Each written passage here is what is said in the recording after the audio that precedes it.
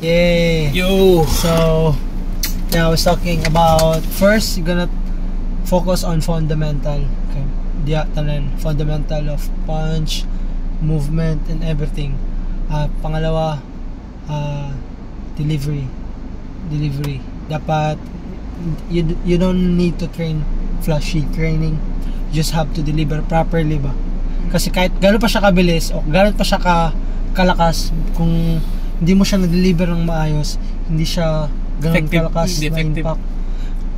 Number 3, repetition. Yes, repetition. Kung sa'yo mong gusto i-master, just repeat it million times, billion times. Yes, obsessed with it. It just does it, and the rest will take care of itself. Yeah. So, fundamental, delivery, repetition.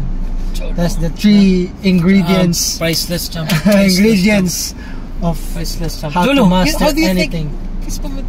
Yes, sir. Jolo, that's something special, Jolo. Yung rhythm na ginagawa mo, lagi na criss. Huwag mo walain good yun. Tapos ipasok mo yung mga techniques na gusto mo. Like it's a dance. Don't get out of the rhythm. Yung pang. Ipasok mo doon. I-sequence mo na lang. Combine mo na lang yun. Kaya lang sabi ni Champ, be obsessed with it, ha? Balik-balikin mo sa utak mo. Let's go. Kapuha itong verse ba yun, eh? Wag itagip po. Ang hindi, kayang verse magod na dawat ni Jolo is, basahin mo, kadali lang yun. Makawala pa nag-start. Come on, bilis. 1 Peter 5 verse 6. So humble yourselves under the mighty power of God, and at the right time, He will lift you up in honor. Wala magudadayon ang fight ni Jolo. So firstly, ang iyang dapat nga rematch, naghubag daw ang kamot. 17 years old ha, 17 years old yung kalaban, naghubag yung kamot. Di siya musukol karon. So ang next nga option was a 16-year-old mas bugat, 51 kg, mas tangkad pa jud kay Jolo.